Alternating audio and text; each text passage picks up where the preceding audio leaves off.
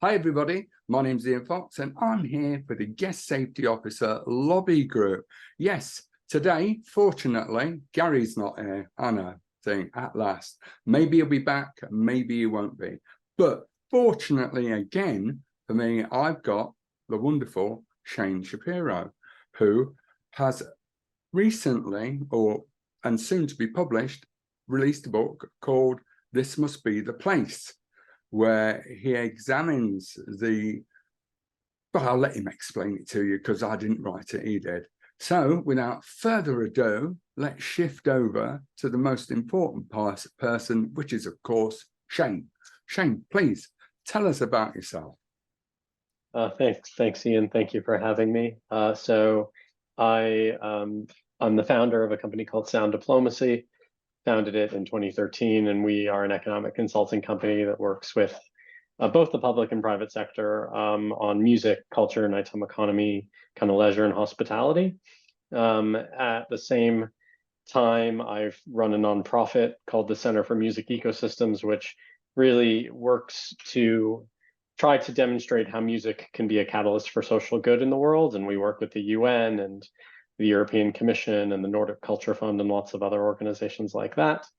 And yes, I wrote a book over the last 4 years, and it's coming out in September on Repeater Books, called This Must Be the Place, How Music Can Make Your City Better. And really from my approach to the nighttime economy has always been through music. It's just because of my background and my passion, really.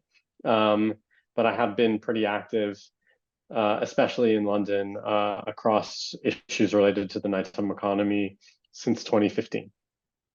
Well, there's so much just sort of to pick out of that single, opening statement.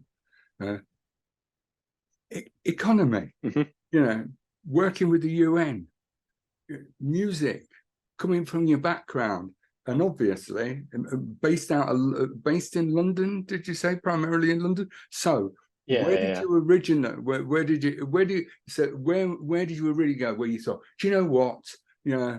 Forget the circus. Forget. I want to be an economist. I want to look at the nighttime economy. What was it that attracted you to that? Well, I'm not an economist. I'm just not that clever. But I'm a cultural policy guy. So I grew up in Canada. I moved to the UK to go to school. I've moved around a little bit, but I've been in London since 2007 or 8. But I do travel a lot with work. Just in the last month, I've been in Estonia. I've been in Greenland. I've been across the US. Greenland was very cool, by the way. My passion really is both music and cities. I'm constantly fascinated by cities because everything that happens in a place was decided by someone at some point somewhere, right? A road isn't just built, a building is not just built. Obviously, there's informal settlements. There was still a decision to create a settlement, however informally.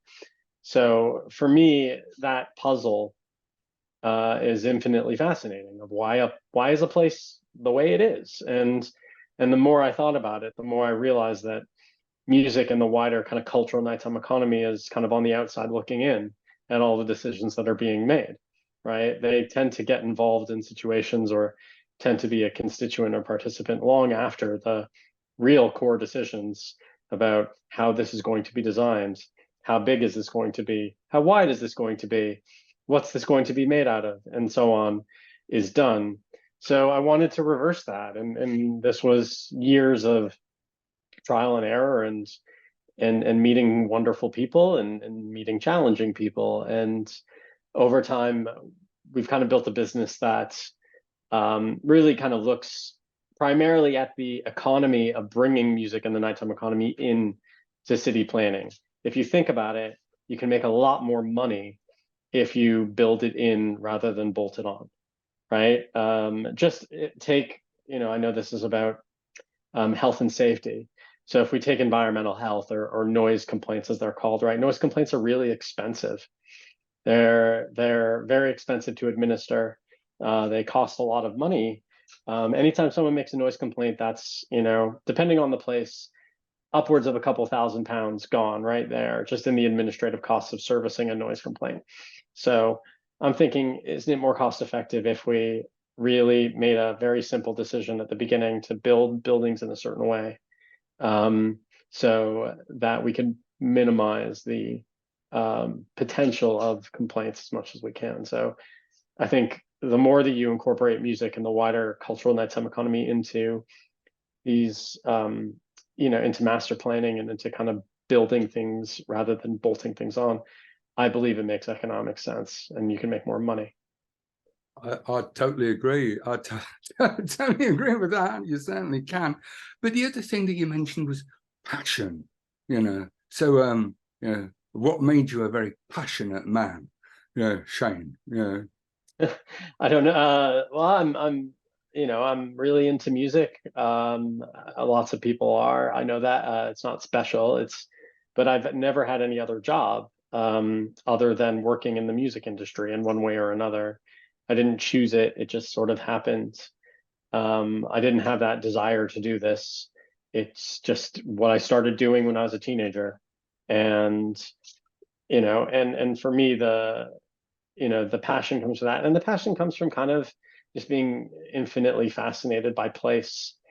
I find cities, again, the ultimate puzzle that you'll never solve, because a city is a living organism, right? It's London tomorrow is different from London today. So it's infinitely fascinating and wonderful and crazy and weird. And I grew up in an urban environment. I grew up in a city. So, for me, it's just something that's, that I've always been passionate about. You got a particular brand of music that you like, or are you a party animal, out there doing the Macarena and various other things as they arrive, More La Bamba, I would say, See, but you're right. I worked as a DJ for many years and in various clubs. I wasn't good, but I had a great time. But the most wonderful thing was always knowing that you were laying down the soundtrack, for people's lives, those happy, special moments. And so from what you're saying about what you're doing and what you've been doing in terms of place, is you're mapping it out, aren't you?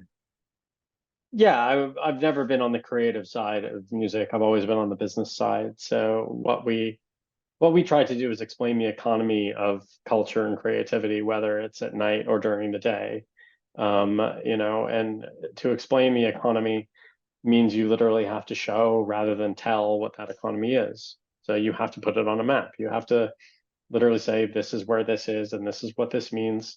And it comes down to translation, which I think is kind of the theme that I know you wanted to talk about is, in order to demonstrate that something is worth something, you have to show that it's worth something.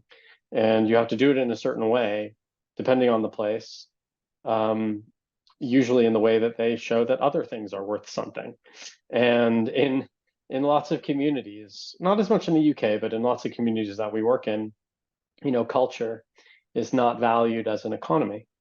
It just isn't. And especially when we get into kind of, middle income countries or countries with developing creative economies, or countries that lack copyright frameworks or structured copyright frameworks. Let's just, that's the thing. Yeah, no, and you're right, because obviously the preamble, as I just read somewhere that the best thing, Ian, is to get straight into it instead of twittering around, which is what I tend to do. But I like doing it in this format because I like to know who I'm speaking to, where they come from, what motivates them. Because I don't know about it's passion.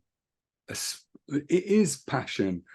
Anybody who's got passion about anything that they do tends to be highly motivated into ensuring that it's good, that it's done. But as we'll come back right now to the nub of why I asked you if you come on the show, and that is about language. And as I said at the beginning off screen was that I was attracted by the idea that it is the responsibility of the creatives, as it were. I certainly wouldn't class myself as one of those either, but it's our responsibility to speak the language of City Hall, as it were. You know, the thing. It's not their job to learn what we, you know, to speak ours. Can you give me some idea of where that thought process came from and how it's developed? Well, it comes through failure, for lack of a better word, right? Yeah. Failing upwards is a skill, as I've learned. And I've been in rooms that I've been wholly unprepared, frankly, to be in. I've spoken in front of UN General Assemblies. I've spoken in front of the European Parliament. I've done, the TED stuff, and my passion for music and the nighttime economy is great, but so what, right? That's the question I always get, is so what can I do with it? And you realize that if you can solve someone else's problem, if you can use your solution to someone else's problem is also their solution to their problem, then you can become far more successful. So, over time, I adopted this kind of, I'd say, militant pragmatism that, whilst remaining ethical, you have to do what's right, but you have to really understand who you're talking to and what they want. And sometimes it's quite simple what they want. Sometimes it's a bit more nuanced. And especially if we look at non-Anglo-Saxon Western countries where they have different customs, there's even more of a requirement to not assume, to be pragmatic. So I learned that was just a better way to get work done. I became far more successful when I started to think about music as a nail in search of many hammers rather than a hammer in search of many nails. That's right? interesting. That's a great analogy. That is, yeah, it's true. Obviously not been as widely travelled as yourself, which is another thing that we'll catch up on in a few minutes. But do you think that there is a silo mentality, an echo chamber that literally echoes throughout the creative industry within the UK and perhaps in other cultures? Yeah, the UK is not special. Like, this happens everywhere. We always say everyone has the same unique problems. That's our, Yeah. and I've learned that not entirely true, but for the most part at different levels. We often talk through our passion, right? Because it's easier. Like, it's easier to converse with someone if you're passionate about what you're talking about, right? Easier to make conversation.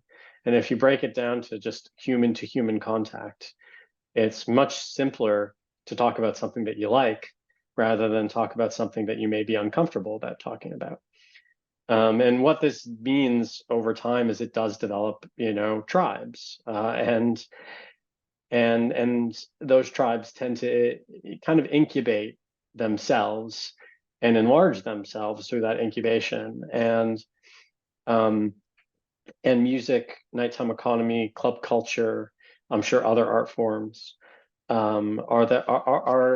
do suffer from that, where often, their solution, they're the hammer looking for a nail, not realizing that it just doesn't work that way. Brexit is a great example. So can't believe I use the words Brexit and great in the same sentence, but it's music obviously has been horribly, horribly damaged by Brexit. It's very, very, it's very, very difficult to tour Europe now as a British act unless you have a lot of money and good lawyers, and it's ridiculous. And this is a very simple and very general, but clearly that happened because the government didn't understand the value of music in so much so that they should go out of their way to protect it. But they understood the value of fishing.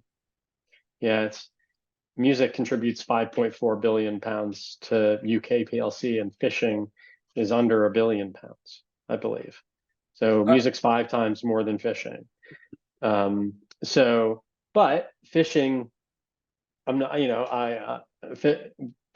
and I love fish, but like it's just an analogy saying that maybe the language that was being spoken on both sides of the aisle was being mistranslated by each side, and you end up with a result where everybody loses. So, but I do believe that we are the incumbents here, so to speak. So we want something from government, so we have to speak their language, and whatever that something is, and that requires kind of a different approach. I totally agree. I mean, don't hang up on me. Sadly, I voted for Brexit for entirely different reasons. I understand why, and most of it, of course, is all emotional, as is always the case when you're talking about aspirational, desire and reaching and trying to achieve it. Well, am I happy? No, but then that's democracy. What I do say in terms of, and what I would say without, because I don't want this to be, I want to focus on the language, which is why this is quite important. This bit is you're absolutely right. The people that got their way were the people that were able to articulate their views in the best way, or most loudly. One of the things that, having watched what's happened, especially through the pandemic, is the failure, I think, at times for the creative nighttime economy to realize that a massive opportunity has presented itself in a different, but perhaps not in a different way. So articulating that, and I'm not good at that, but I think there's a fantastic, like the full development of the 24-hour economy, and the realization of exactly the kind of things that you're saying, the value that music, entertainment, culture, that these all bring, and that they don't have to be always contained in a night, in the hours of darkness, that there's so much that we can do. But that's, I think that there's two things. So one, we've come so far. I think, first off, like we're all very impatient. There's just the word nighttime economy meaning something is a revelation to me. Trust me, there's lots of parts of the word where it doesn't mean anything. That there is, however many, 50, 60, 70 night mayors are, whatever they're called, around the world, where when I was starting working in this, there were, outside the Netherlands in Berlin, there was a couple. There's been an incredible growth, but it's two things. One, every time you succeed at something, you create two new problems, right? So the better the nighttime economy lobby has gotten in the UK, and I think there's some wonderful people working in it. The more challenges it's facing because of its success. That's one. And two is, a lot of us in this art form are used to thinking emotionally. Going back to Brexit, a lot of decisions were made emotionally. That's fine. That's not something that I'm critical of, but it doesn't work. Again, this is the pragmatism side of it for me, right? I'm like, what I believe in whatever way, and what works may be different. And I will go with what works. I will go with, and what works has to be based on evidence. And because we all think emotionally so much, we've kind of lost sight of of that. And you know, it's like, I was listening to a podcast yesterday, and it just made me think of the damaging nature of when someone says my truth. I'm like, Yeah. you know how damaging that is. And I didn't think of it that way. I was like, that doesn't mean anything. You're right. There's no such thing as your truth. There's just such thing as the truth. And you may or may not agree. If facts are facts. And I find that when we go back to the nighttime economy, if we just looking at health and safety, for example, right? There, you know, I don't know if there is a really defined correlation that it is more dangerous at night than it is during the day. If you add on everything that happens across the 24 hours, maybe it is in some places, but is there a genuine correlation? And then what are the specificities? And then when you look into terms like alcohol fueled violence, which again, what does that mean? Because it's the human creating the violence, not the alcohol. And it creates these emotional quite you know, loaded terms that you have to create policy around. And then you create policy around an emotional loaded situation rather than evidence. And if it's shown that alcohol, that the more the people are consuming alcohol in a place, the more violence there is, then so be it. Then we enact the required safeguards to make that place safer. But often those kind of pragmatic, structured, evidence-based research doesn't happen. And that's you know, and that's just something that we all have to, I think, improve upon and work towards. I think you're absolutely Hope right. that made sense. That was a bit of a No. It makes absolute sense, Shane. That's exactly what we're you know is there is far too much emotive legislation, actions taking place that aren't evidence-based. They are the reaction to some, you know, an incident happens and everybody, oh God, yeah, we always joke it's policy-based evidence making, not evidence-based policy making, you know. Yeah. And but I think that's a big challenge. If we're looking at language and we're looking at translation, the key challenge in the cultural nighttime economy, club culture, music, live music, you know, other art forms, is how can we create a legitimate evidence-based conversation in an emotionless way? Yes. And I don't think we live in an emotionally charged time. So I think that's our fundamental challenge as researchers and policymakers in this space, is how we can push it towards an evidence and push it away from emotion. And that is how I think we can potentially make some headway on, you know, creating better policies that are less punitive in ways they don't need to be punitive, and you know, and more pragmatic. Well, I think you're absolutely right, because you know there's now the old trope, and it's become such a cliche. You know, oh, you know, such and such happened. It was a tragedy. It should never happen again. We've taken the steps, and you know, blah blah blah. We put in X, Y steps to make sure this never happens again. But it always does, because we're talking about human beings. We're not talking about policy. You know, their policy says this. No human being walks around with the book, do they? They do what they do. Invariably in the moment, we could say it's alcohol induced, drug induced, etc., etc. But there is plenty of evidence, actually, Shane. That thing,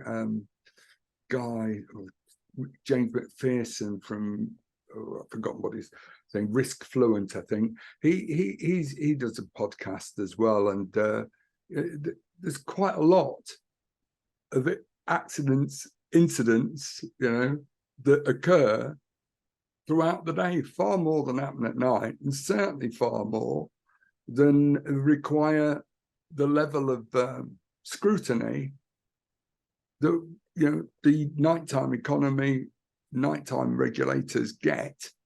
It's just incredible. I don't know how you do business. Again, there's we have to, we have to really think about the evidence base that we're creating.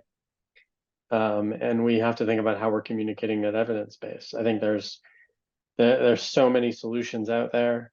There's incredible thinkers in this space. I'm a big fan of the work of the Responsible Hospitality Institute, or RHI, in the States.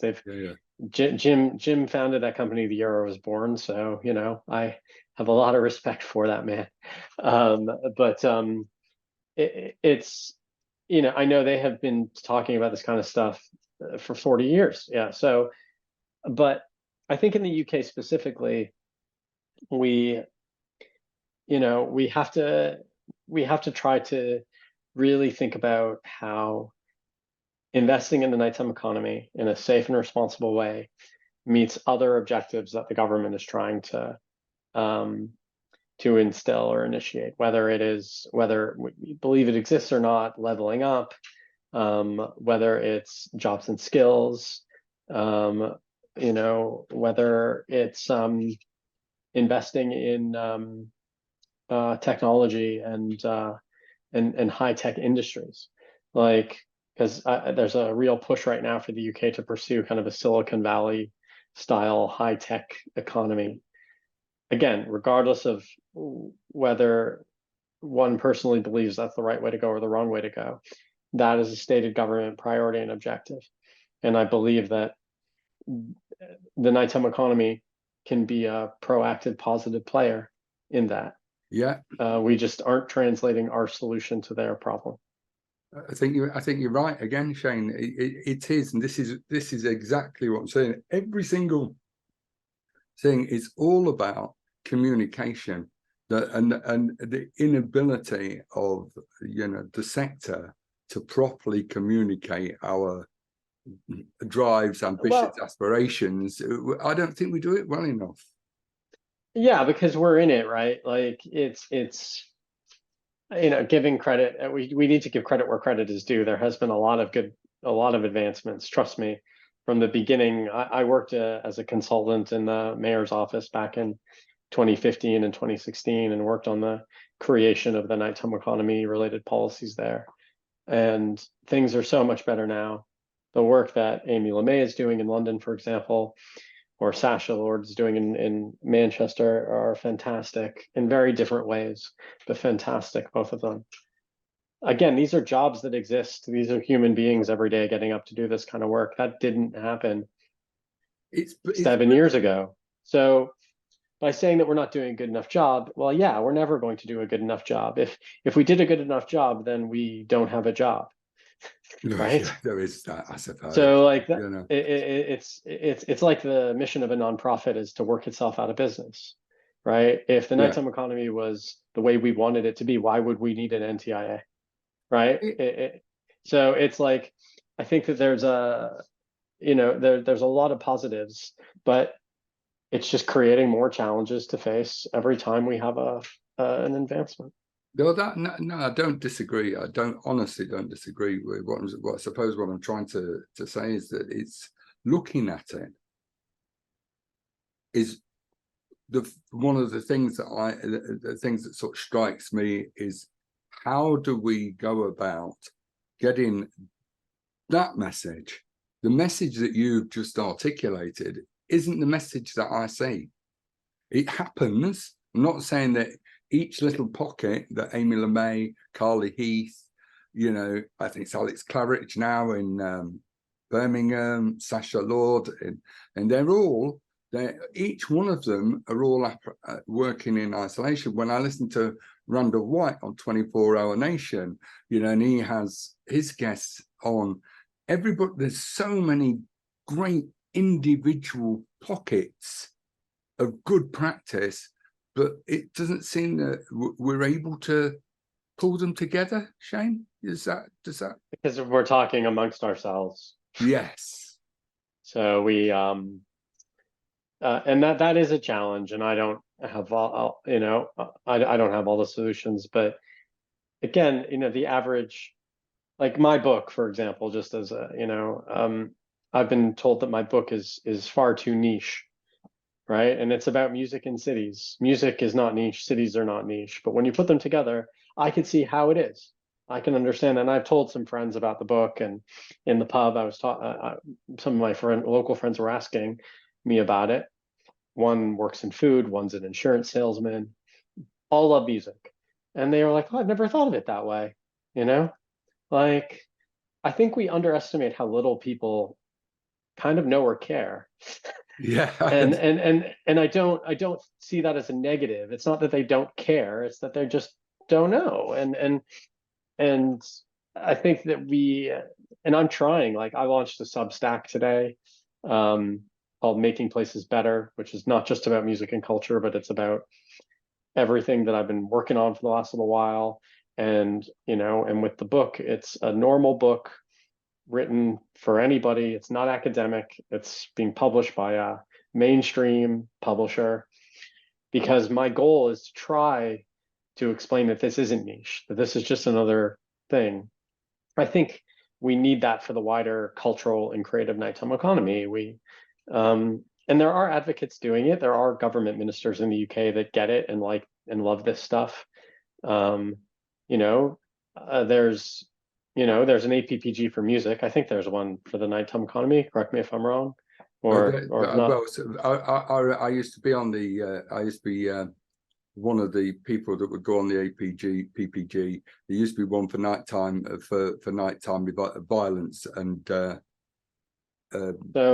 yeah, and bullying. But it's yeah. gone. That's gone. But Well, I think that, and all of this stuff takes time and effort and and money, but I do think that there's another piece of work to be done to and turn around and yell rather than yell at the wall. And again, I've learned the hard way that it's better to turn around and yell, and even if no one listens, at least it reverberated outward.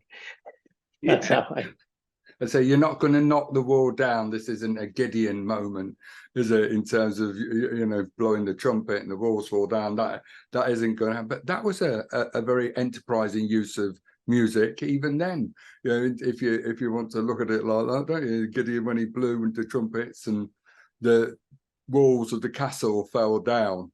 In the Bible, which I always found amusing. Hey, there you go. But long and the long and the short of this is, you're absolutely right. We have got to turn around, and if your voice doesn't work on its own, and my voice doesn't work on its own, and some sector voices then do we need to establish, and should the nighttime industry, social economy, which is my favorite word at the moment, should we be putting people forward to stand for office so that we can influence enough people?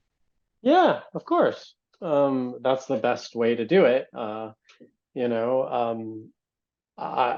thought one day when I'm a bit older and I'm not traveling 7 months of the year, maybe something that I would consider. But like, the challenge is that obviously, it's a lot of work. But I do believe that having, especially at a local level, especially local councillors, having younger local councillors who been to a nightclub and enjoyed themselves and or gone to a rave, or have the sensitivities and the understanding of the economy of music and culture, would be great. And there are lots of them. There are tons and tons of them. It's changing. It's getting better. I really think it is. I'm very positive about some aspects of the future. I'm very positive about. Well, I'm positive about lots and lots, and somebody who's like, as a gammon, as a signed up gammon, obviously, red-faced Brexiter. Well, yeah. How can it get any worse? I love music. I adore music, and it's been my passion for 50 plus years. So that's never going to change, and that I've enjoyed watching the change and being part of it. I didn't actually start being a DJ until I was 34. Long after everybody. I remember my dear old mum telling me, "What on earth are you doing, Ian? Why don't you get yourself a proper job?" Because I'd been a supermarket manager up until then. And she couldn't understand why I would throw all of this away to go and work down a pub, playing, spinning discs. But, she couldn't see the look on people's faces. She couldn't see that joy that's there, that intensity, and it's just unbelievable. But I do think that we need you then. Now, when you're planning on standing for office, which country is this going to be on? And Shain, are you now going to stay here? Become one of our first MPs? I am a British citizen now. But I'm I don't know. But I do live here. This is home. That won't ever. I don't think that'll ever change. London is home. But no, well, let's hope for the best. And obviously, if anyone is interested in learning more or talking to me after this, just obviously they can reach out via my website. I'll put your details up. I'm finished with you yet. I hope you're not planning on running away. We've got 5. I'm looking at my time carefully, which is what I don't usually do. I thought. All right, yeah, I'm still here. It's just what I wanted to ask you now is just that now we've looked at the policy, we've looked at that. You travelled around the world. You've been to things that I would love to do, but you've worked to it, got there, brilliant. Props to you. But the bottom line is you've been out in these places. So from my perspective now, looking at it just from a guest safety officer point of view, and the whole aim of our organization is to facilitate civilized spaces so that people can go out and enjoy spending their money and just in a relaxed atmosphere and feel safe to do in doing so. I touched on the safety, a massive problem for any city, town, but place trying to grow its nighttime economy. Is that a fair assumption? Yeah. Well, of course, if you don't feel safe, then nothing else works. So what I'm trying to say is, should security and providing safety for people be viewed as a foundation on which an investment on which a foundation on which you can then start to build out the social economy in the first place, hopefully then growing it out into being the 24-hour economy? Because if we look at the problems here just in the UK, then there ain't going to be many police around in 15 or 20 years, are there? So we're going to need a different approach. So how do we, is this a possibility? Or I think the whole concept of the community is changing. I'm a big fan of the kind of 15-minute, 20-minute city concept, which would include culture, nighttime economy, evening economy. It's fun, I'm a white cis male, right? So my perceptions of safety are different from my partner's or her friends. But I think that if we don't make everyone in the community feel safe and feel that they can access literally, figuratively, and physically access spaces, then we've failed. So that needs to come first. And I'm not sure that means more, doing more of what we're doing now, right? I'm not sure that is the solution. That that the way that we approach safety policing is the right way, or the way that we look at drugs is working. But for example, including alcohol, which I guess is one of the most poisonous drugs It's a that we drug. have. It's a And drug. I don't get it, Shane. Honestly, I've never taken drugs, right?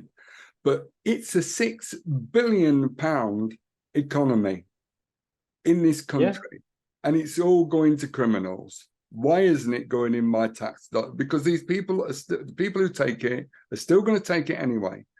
So we may as well control it, tax it, and enjoy it. But that's that would be the pragmatic approach, and have very serious health and safety coding and structures and infrastructure around it, of course. But I do think that in my head, in one way or another, we're going to be forced to change. Whether we're going to be forced to change because of the climate crisis, or because of another crisis or another pandemic, and I feel that the approach that we take now obviously has some positives, but it's probably not the best approach to take in the future. But I am no expert at this kind of stuff, so I kind of leave that one more to you and others who are real experts at on the crime and health and safety side of things. You just a thing. Suppose now, I just want a sort of final sort of thing. It's just right. So when you walk around all of these towns, cities, countries, marvelous places, and I'm pretty sure some not so good ones either, where you've been quite happy to catch the plane home. Yeah, but is there a sort of a general attitude in terms of the way guest safety officers, the people working on the front of house premises, is there any real difference between them around the world? Or do they have different approaches? Would you know? Not really. I think there are different levels of I guess tolerance is maybe the right word, but and maybe there's different mannerisms depending on the event. I think in a lot of places that we work, especially in North America, one of the real issues is systemic racism. So, the concept of a guest safety officer there doesn't really exist. And some places are disinvested in when they need more investment. It's hard to tell. It's some of the places like Bangkok, for example, which has one of the most vibrant 24-hour nighttime economies in the world, doesn't really have any that stringent regulation around it. How does that work? It's good. Well, it's a different. It's not a Anglo-Saxon kind of planning context. It's an Eastern planning context, and there's this is in general. It's just a different way of looking at it. So, I think that there's a lot that people can learn.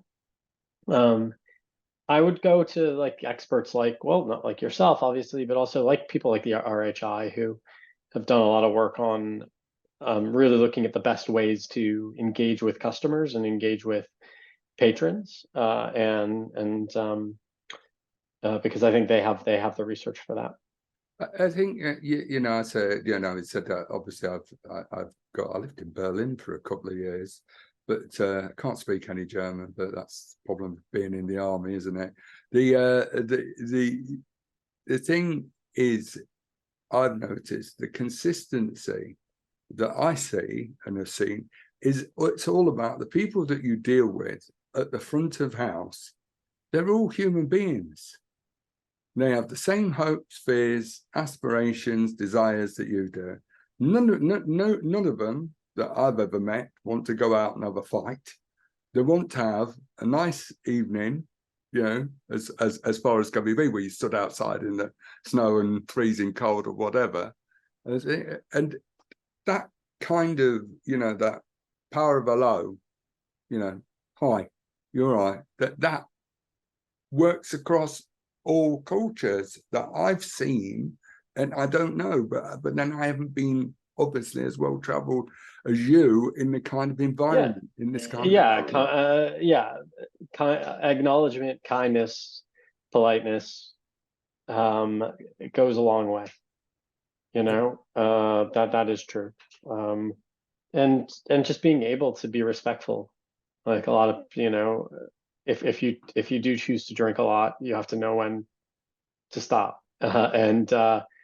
Especially if you're in a country that may have different cultural traditions around alcohol. So, and yeah, I've learned that traveling all over the world, you have to just be respectful of your surroundings. Shain, I think it's a great place. Can you just tell us a little bit about the book and anything that I need to know to make sure we can get you contacted? If you want to be contacted, you want to hide. No, I'm more than happy to be contacted. So yeah, the book is out on Repeater, so it's repeaterbooks.com. You can pre-order it there. And then it'll be at all the bookshops and everywhere on the 12th of September. And then for me, if you want to learn about me, it's Shain Shapiro, just my name.com. And there's links there to my Substack, to the other articles I write, and whatever else about me. And lastly, and I'm doing a tour. I'm actually going on a book tour. And I will be announcing dates all across the UK in September, and then again in November, in a couple of weeks on my website. Make sure you come to Leicester. That's where I live. I'm not bothered about anywhere else. You know, then I don't have to go far. Yeah, I'm old. Remember that. Yes. There, Leicester's not on the list yet, but I will. I will search for a bookshop to see it. But on a serious note, just want to say, can't thank you enough. It's been really interesting. I love this kind of stuff. So it's been brilliant, and I think anybody who's watching will get an awful lot from this. All the links will be there at the end of the show, but there you go. Right, time for us to say goodbye. Bye. See you, everyone.